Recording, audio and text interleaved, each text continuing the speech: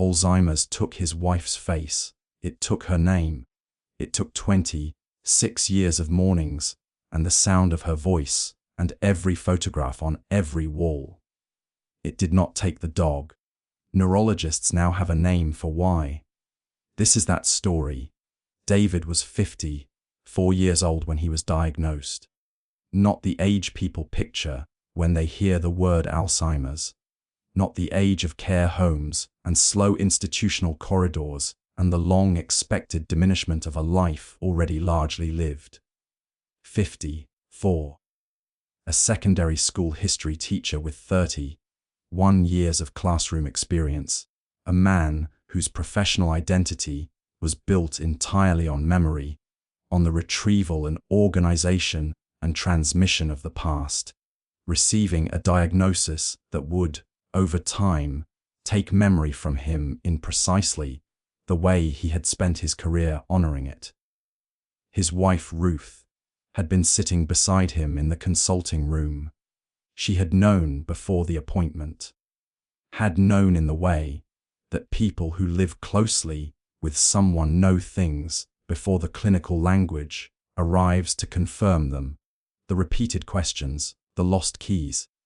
The morning 3 months ago, when David had stood in the kitchen doorway and looked at her with an expression she had not seen before and could not name, and that she had filed away under not yet. Not yet, not yet. The neurologist had been thorough and kind. Ruth had nodded at the right moments. She had asked the right questions. She had driven them home and made tea and sat at the kitchen table, and David had sat across from her, and they had looked at each other in the specific way of two people who have just been handed a shape they do not yet know how to hold. Across the kitchen, in his basket, their dog Monty had watched them. Monty was a 5-year-old Weimaraner, silver, grey, long-limbed, with the specific quality of attention that the breed carries as a default, the sense of a dog that is always slightly more present in the room than other dogs. He had been David's dog first, a birthday gift to himself in the year he turned 49. The year he and Ruth had decided that the house was quiet in a way that needed addressing. He had become their dog in the way that dogs always become the household's dog, gradually, completely, without a formal decision being made. He was looking at David now. David was looking at Ruth. Ruth was looking at her hands. Nobody said anything for a long time. Then Monty got up from his basket, walked to David, and put his head on David's knee. David put his hand on Monty's head. Something in his face changed, not dramatically, not visibly to anyone who didn't know him, but Ruth knew him, and she saw it. Something settled. She would think about that moment for years. About the dog walking across the kitchen on the day of the diagnosis and putting his head on David's knee.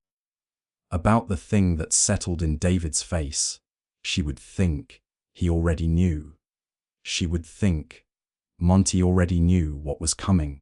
She would think, and he was already telling David that he wasn't going anywhere, a 54-year-old man with early onset Alzheimer's, a wife of 26 years whose face he would, over time, stop recognizing, a Weimaraner who he never once failed to know.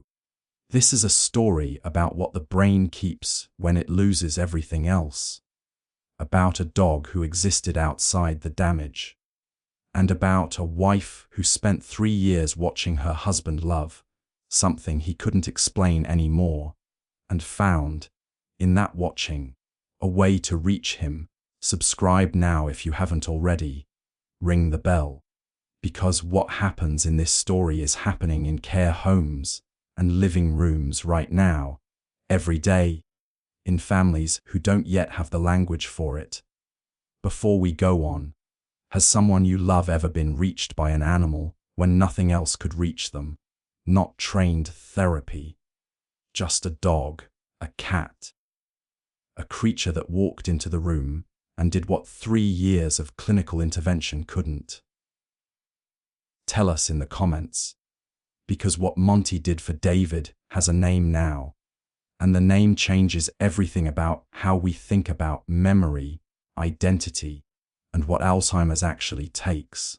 Now, back to Ruth, and to the 2 years that followed the diagnosis, and to the Tuesday in March when David looked at her across the breakfast table and did not know who she was.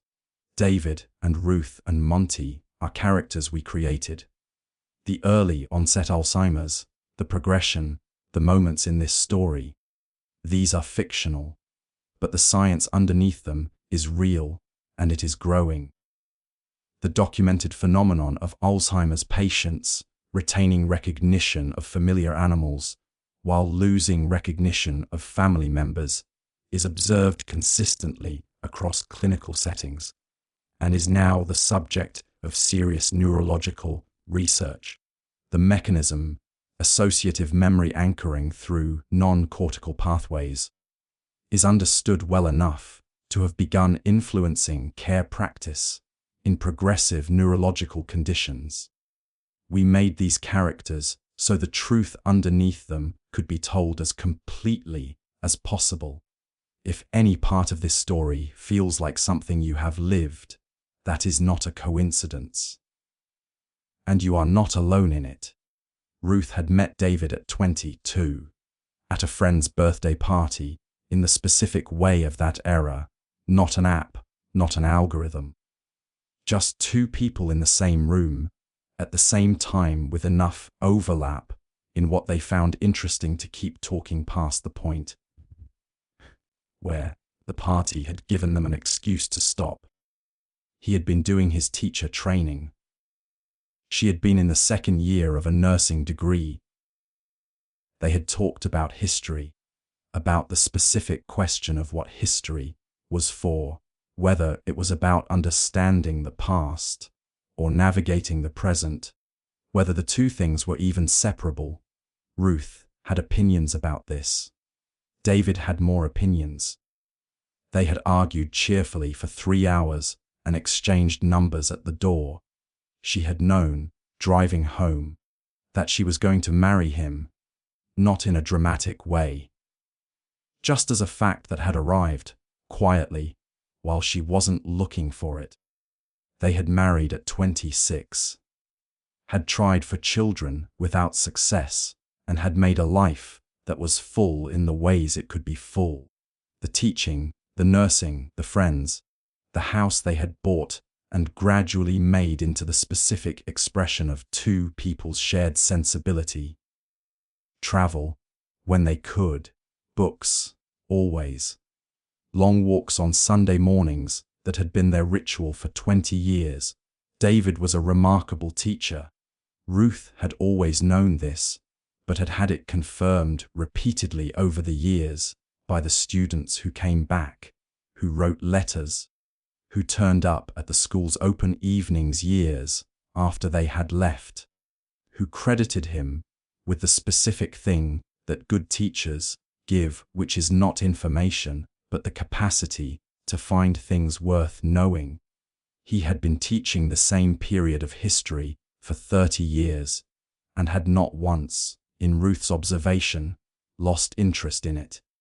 The First World War, the specific tragedy of it, the waste, the gap between the language used to justify it and the reality experienced by the people inside it. He had found new things in it every year. The irony of the diagnosis, a man whose professional life was built on memory receiving a disease that dismantled memory, was not lost on either of them. They had spoken about it once, directly, in the first weeks after the diagnosis. David had said, "I know. I've thought about it." Ruth had said, "What did you think?" He had been quiet for a moment. He had said, "I think the cruel ones come for what you love most." She had not had an answer for that. Monty had been in the room for that conversation, as he was in most rooms. He had been lying at David's feet. He was almost always at David's feet. Ruth had noticed this in the months before the diagnosis. The way Monty had reconfigured his geography around David specifically. The way he followed him from room to room with a quiet persistence that was different from his usual behavior. She had attributed it to David spending more time at home as the school year wound down. She understood it differently later. The first year after diagnosis had been the year of management. The medication, the appointments, the memory strategies recommended by the clinical team, the careful documentation of what David could and could not do. Ruth had been a nurse for 28 years, and she brought to the management of David's condition the same organized, unsentimental competence she brought to everything clinical. It helped with the management. It did not help with the grief. The grief was a separate thing, present alongside the management, not displaced by it, running parallel to the appointments and the medication reviews and the gentle recalibrations of daily life. It was the grief of losing someone who was still there. The specific cruelty of a disease that took the person in increments, slowly enough that you were present for each one. Monty was constant throughout the first year. He did not manage David. He did not recalibrate. He was simply there, at David's feet, beside David on the sofa, walking with David in the garden, in the late afternoon, in the specific, unhurried way of a dog who has nowhere else to be. Ruth watched them. She noted, without yet knowing what to do with the noting, that David was different with Monty than he was with anything else, more present, more himself. As if the dog was a room in the house that the disease had not yet found the door to. The Tuesday in March was in the second year. David had woken at his usual time, 6:15, a rhythm so deeply established that the disease had not yet disrupted it, and had come downstairs, and Ruth had been at the kitchen table with her coffee, and he had looked at her. She had said good morning. He had looked at her with the expression she had first seen in the kitchen doorway 18 months ago, and had filed away under not yet.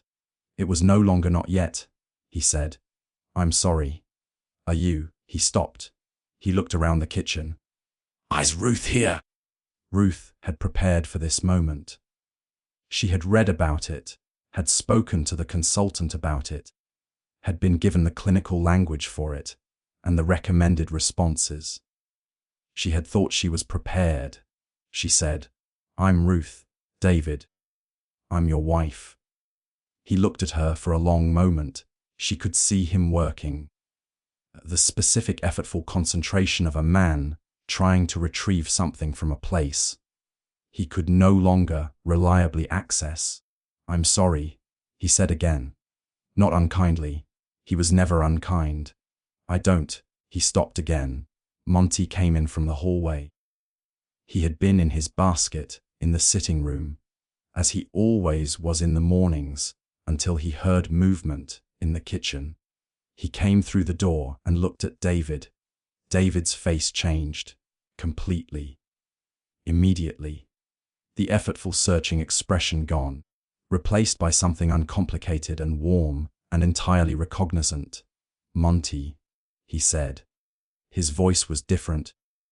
The voice he used for the dog, the easy, affectionate voice of a man addressing something he knew without effort. There you are. He crouched down. Monty went to him. David put both hands on the dog's face in the specific way he had always greeted him, thumbs on his cheekbones, fingers behind his ears, and looked at him. Good morning, David said to the dog. Ruth stood at the kitchen table and watched her husband greet the dog with complete and effortless recognition, and felt something move through her that she could not have named. not jealousy. Nothing as simple as that, something more complicated. The specific sensation of watching a door open that you had believed was permanently closed, but watching it open for someone else. Into a room you could not enter. She stood very still. David straightened up. He looked at Ruth. The searching expression came back. She said, "I'm Ruth." "David, I'm Ruth." He looked at her. He looked at Monty. He looked at her again. Something shifted, not recognition. Not quite, but something adjacent to it. A reduction in the uncertainty. As if the dog's presence in the room had made her safer somehow, less unknown. "Ruth," he said, slowly, as if finding it. "Yes," she said, "I'm here." She would think about that morning for a long time. She would think about what it meant that Monty had walked into the room, and the uncertainty had reduced. She would think, he's a door. She would think Monty is a door that David can still open. She would think, I need to learn how to walk through it. Dr. Yewande Adebayo was a consultant neurologist who specialized in neurodegenerative conditions. She had been David's neurologist since the diagnosis and had the specific quality of a clinician who understood that her role extended beyond the clinical management of a condition to the human management of the life being lived inside it. Ruth had called her on the Wednesday after the Tuesday in March. She had described what had happened, the failure to recognize, the dog walking in, the immediate and complete recognition of Monty, the partial reduction in uncertainty when Monty was present. Dr. Adebayo had been quiet for a moment. "How consistent is it?" she asked. "The recognition of the dog. Every time," Ruth said. "Every single time. He has not once failed to know Monty." Another pause. "Can you come in?" Dr. Adebayo said. "Both of you. And bring the dog." The appointment had been the following Friday. Dr. Adebayo had observed David with Monty for 40 minutes, watching the interaction, the quality of David's engagement, the specific difference between his presentation with the dog and his presentation in the clinical environment without him. She had made careful notes. After David had been taken for a routine assessment by a colleague, Dr. Adebayo had sat with Ruth. "What you're describing," she said, "is consistent with something we observe, but don't yet fully understand. Alzheimer's damages the hippocampus and the cortical networks responsible for autobiographical memory, the stored memories of people, places, events, the narrative of a life, faces, names, context. This is why David cannot reliably retrieve you." Ruth nodded. She knew this, but Dr. Adebayo continued. "There are memory systems that are anatomically and functionally distinct from the hippocampal network. Procedural memory, how to ride a bike, how to make tea. Emotional memory, the felt sense of safety, comfort, threat. These systems sit lower in the brain, in structures that Alzheimer's reaches later and damages differently. Monty," Ruth said, "Monty exists in those systems." Dr. Adebayo said. "The relationship with the dog is encoded not just as a face and a name, which the disease is dismantling, but as a felt experience, safety, comfort, pleasure, consistency. These are subcortical encodings. They are more robust. They survive longer." Ruth sat with this. "He knows Monty, because knowing Monty isn't just remembering him," she said slowly. "It's feeling him. That is a more precise description than most of the literature manages." Dr. Adebayo said. "And me," Ruth said. "He doesn't feel me." Dr. Adebayo was careful. "He feels you," she said. "The emotional encoding of 26 years is there. It is not gone. But the cortical pathway, the one that connects the feeling to the face, to the name, to the recognition. That pathway is damaged. He cannot reliably retrieve you through the normal route. But through Monty, Ruth said. Through Monty, Dr. Adebayo said, may be able to access the feeling, and the feeling may create enough context for the recognition to follow. Not always, not reliably, but sometimes. Ruth looked at her hands. I need to learn to use the dog as a door, she said. Adebayo looked at her. Yes, she said. That is exactly what I was going to suggest. We want to stop here, because what Dr. Adebayo just described, the feeling may create enough context for the recognition to follow, is not a comfort. It is a neurological mechanism, a specific, documented, anatomically grounded explanation for why a Weimaraner named Monty was the last thing Alzheimer's could take from David.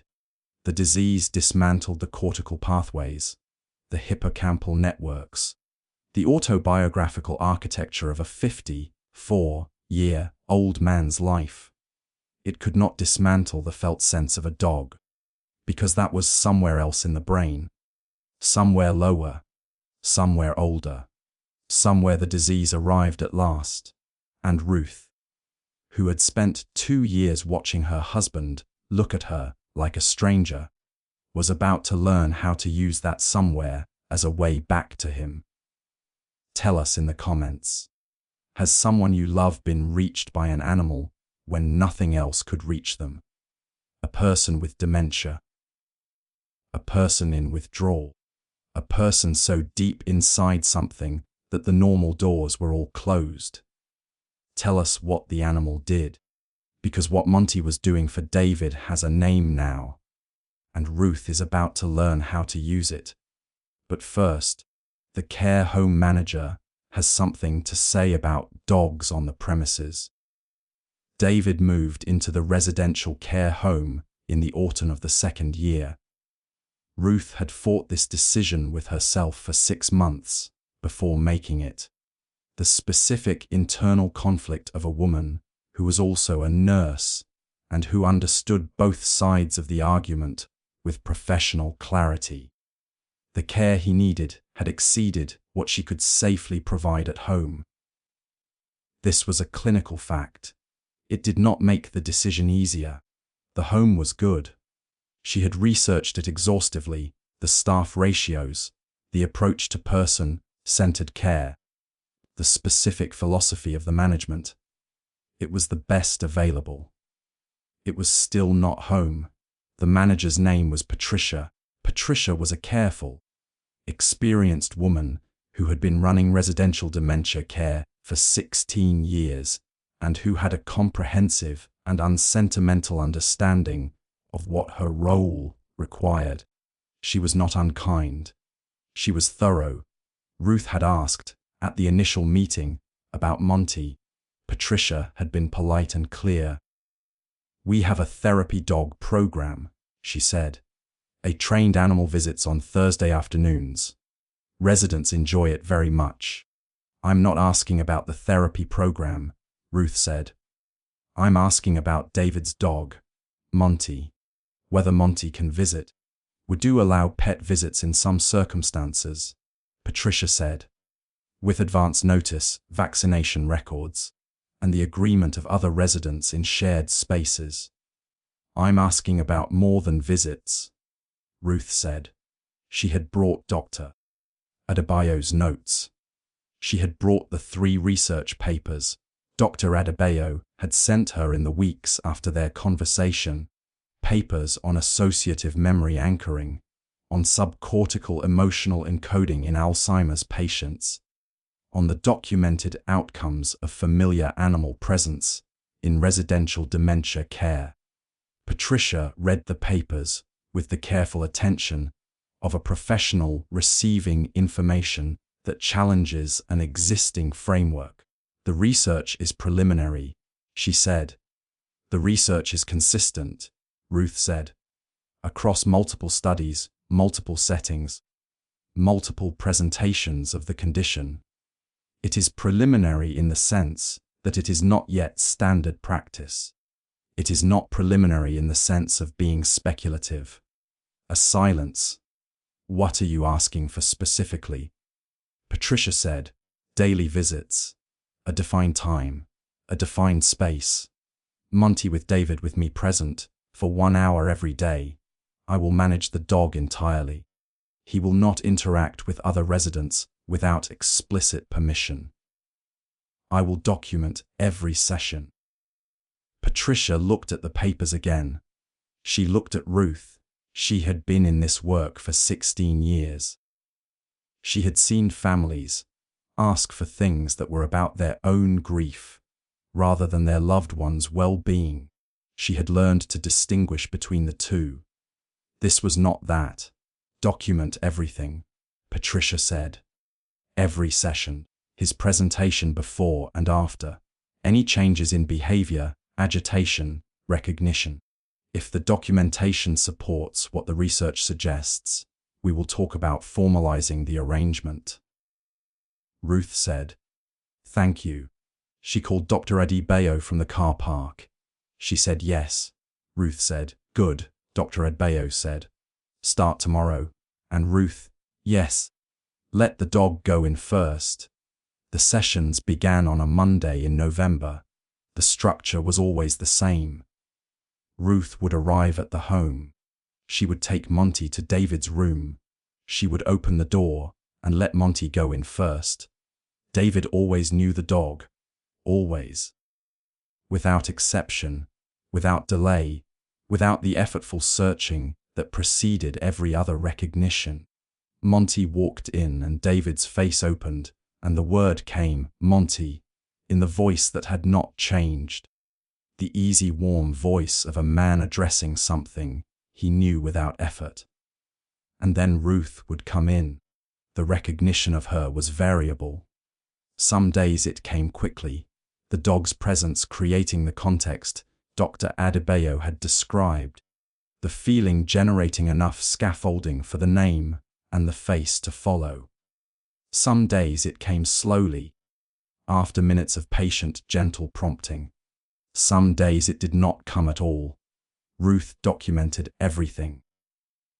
She documented it with the precision of a nurse and the specificity of a woman who understood that what she was building was an argument for Monty's permanent presence in David's care, an argument that needed to be made in the language that clinical institutions respond to. The crisis came in February. David had a fall, a minor one. He was not seriously hurt, a bruised hip, nothing broken, but a fall in a dementia patient carried implications beyond the physical injury, and the home's protocol required a period of assessment and adjusted management. Part of the adjusted management was a temporary suspension of non-essential visits. Patricia had told Ruth with genuine regret. 2 weeks, she said, while we stabilize his mobility management and complete the assessment. After that we can review. Ruth had understood clinically. She had not been able to make herself feel it clinically. The 2 weeks without Monty had been the worst of the 3 years. Not for Ruth, though they were hard for Ruth. For David. The staff reported increased agitation, increased episodes of distress in the evenings, the sundowning that was a consistent feature of his condition, normally manageable, becoming less manageable without the daily hour that had been recalibrating something in him. On day 9, a staff member called Ruth at 8 in the evening. "He's asking for the dog," she said. "He's been asking for 2 hours. He doesn't know where Monty is." Ruth had sat on the edge of her bed at home with the phone in her hand. David, who could not reliably retrieve her name, who looked at her sometimes like a stranger, who had lost the cortical access to 26 years of a shared life, was sitting in his room in a care home asking for the dog. He knew the dog was missing. He knew something was wrong. Ruth called Patricia. She was not angry. She was clear. The suspension of Monty's visits is making him worse, she said, not anecdotally. The staff reports for the past 9 days show increased agitation, increased sundowning episodes, increased distress calls.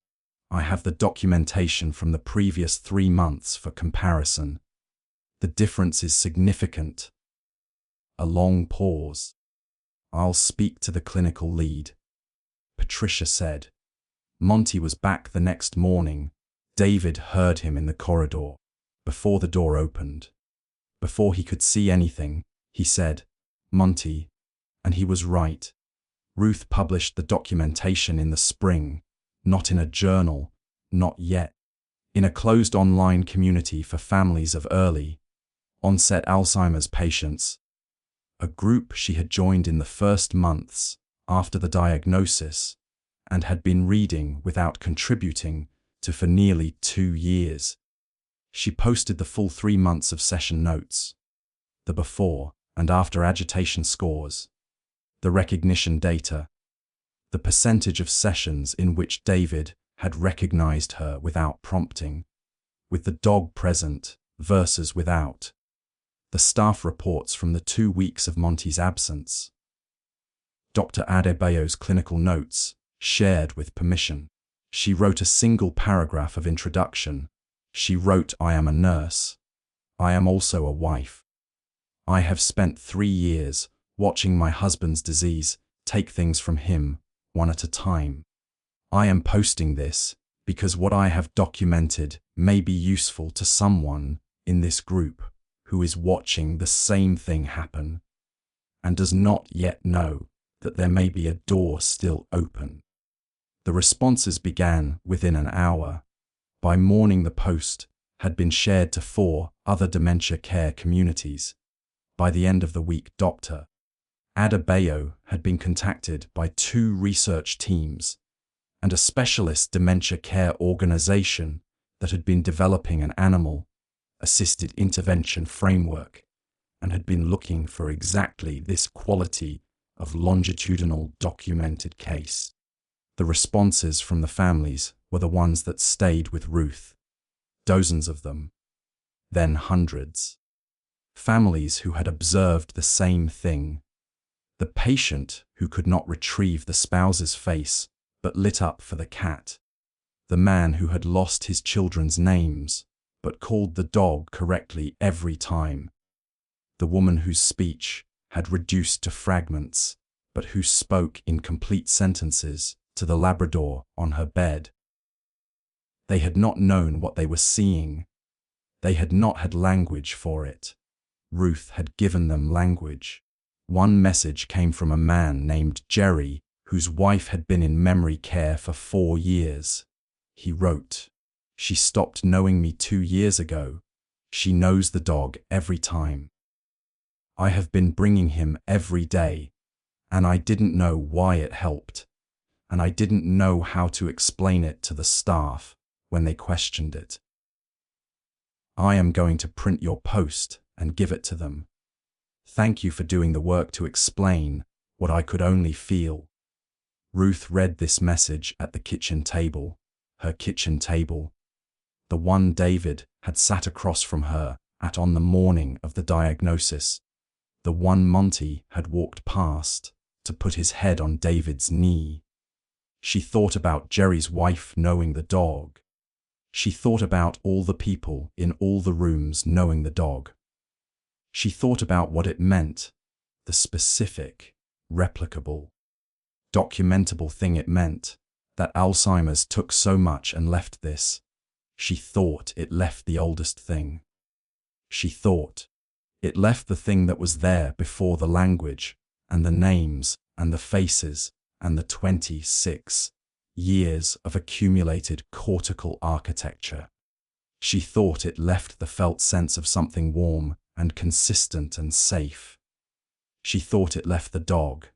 Dr. Adebayo's paper was published 14 months after the Friday appointment when Ruth had brought Monty to the consulting room. It was co-authored with Dr. Nanam Doc, a specialist in subcortical memory systems, and with Ruth herself, listed as a clinical contributor, which Dr. Adbayo had insisted on, and which Ruth had accepted with the specific grace of a person who knows that the work is more important than the credit, but accepts the credit because it makes the work more useful. The paper was titled Associative Memory Anchoring in Early Onset Alzheimer's Disease: The Role of Familiar Animal Presence in Activating Subcortical Emotional Encoding and Facilitating Episodic Recognition. It documented the mechanism, the anatomical distinction between the damaged hippocampal cortical network and the more robust subcortical emotional memory systems, the specific way in which a deeply familiar animal relationship was encoded in the latter and therefore survived the progressive damage to the former. It documented David's case in full, anonymized, with 3 months of session data and the comparative data from the 2-week suspension period. It included a protocol developed with Patricia's home as the pilot site for the structured integration of familiar animals in residential dementia care, not therapy animals, not scheduled visits, familiar animals. The specific creature that the patient had lived with, had encoded subcortically, had not lost. The protocol was adopted by Patricia's home within 3 months of the paper's publication. Within a year, it had been adopted by 11 residential care providers. Patricia, at the protocol's launch event, said, "We had the evidence in front of us every day. We needed someone to document it so we could act on it." She paused. "We needed Ruth." David did not attend the launch. He was in his room at the home, in the 3rd year of his condition, in the specific place the disease had brought him to, further now, quieter, the windows of recognition opening less often and for shorter periods. Monty was with him every day. He knew the dog every day. There were days when he did not know Ruth, days when the cortical pathway was too damaged for the recognition to follow even with Monty present.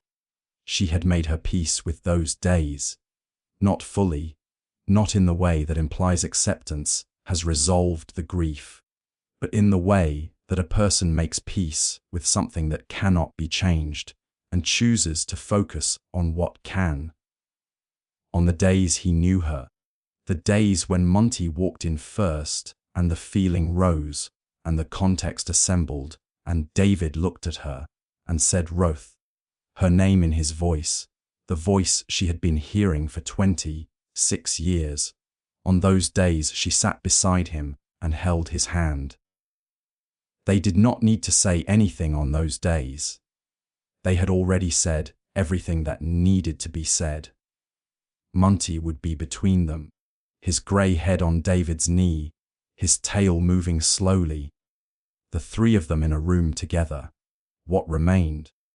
Spring came to the care home in the specific way it comes to institutional buildings, through the gardens first, then the light through the windows, then the quality of the afternoons, which became longer and warmer, and which Ruth began spending outside with David when the weather allowed.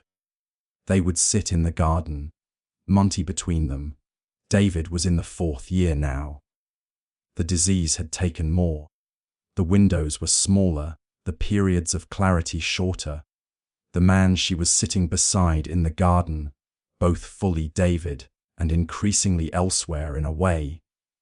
She had stopped trying to describe to people who had not experienced it. She had stopped trying to describe a lot of things. She had started, instead, writing about them. Not clinically. She had done the clinical writing, had contributed to the paper, had given the documentation to the research. Something else. A record. For herself, for what came after, for the specific purpose of a person who needs to hold something that cannot otherwise be held. She wrote about the morning of the diagnosis and Monty crossing the kitchen. She wrote about the Tuesday in March and David asking if Ruth was there. She wrote about the day she understood that the dog was a door. She wrote about learning to walk through it. She wrote about Jerry and his wife and the Labrador and the printed post. She wrote about all the people in all the rooms who knew the dog when they knew nothing else. In the garden, David was watching Monty. Monty was investigating something in the flower bed with the focused interest of a dog who has found a smell worth understanding. David watched him with the expression Ruth knew best, the easy, uncomplicated, completely present expression of a man looking at something he loved without effort. Monty, David said. Monty looked up, his tail moved. David smiled. Ruth watched her husband smile at the dog in the spring garden and felt the specific quality of a moment that was both unbearable and exactly enough. Not what she had planned for, not what 26 years had been building toward, but real, present, his. She put her hand on David's hand. He did not look at her, but he turned his hand over and held hers. She sat very still. She thought, "You're still here." She thought, somewhere in there, in the place the disease hasn't reached yet, in the subcortical somewhere that is older than names and faces and 26 years of accumulated mornings. She thought, "You know." She thought, "You still know." Alzheimer's took his wife's face. It took her name. It took 26 years of mornings and the sound of her voice and every photograph on every wall. It did not take the dog. Because the dog was somewhere else in the brain, in the older structures, in the systems that encoded feeling rather than fact, warmth rather than name, the felt sense of something consistent and safe. The disease arrived there last, and in the time between, in the years Ruth spent learning to use a dog as a door, in the sessions and the documentation and the paper and the 11 care homes that changed their practice, something was preserved that might otherwise have been lost entirely. Not the recognition, not always. The hand turning over, the held hand, what remained. Share this video today. Share it with every family navigating a dementia diagnosis, with every care home manager who has hesitated over a pet visit request, with every neurologist and clinical team who has observed this and not yet had the language to act on it. Because Patricia changed her protocol and 11 homes followed. And the research exists now because Ruth documented 3 months of sessions and posted them to a closed online group, and a man named Jerry printed it out and gave it to his wife's care staff. This is how practice changes, one documented door at a time. Subscribe if you are new here. We are back every week. Ring the bell. And our final question, the one we want to leave with you today. What has someone you love kept when everything else was going? Not a memory, not a name, not a face, something older than those things, something felt rather than known. Tell us in the comments. Because David kept the dog, and in keeping the dog, he kept something of himself, and Ruth found, in that keeping, a way to still be his wife, even on the days he didn't know her name.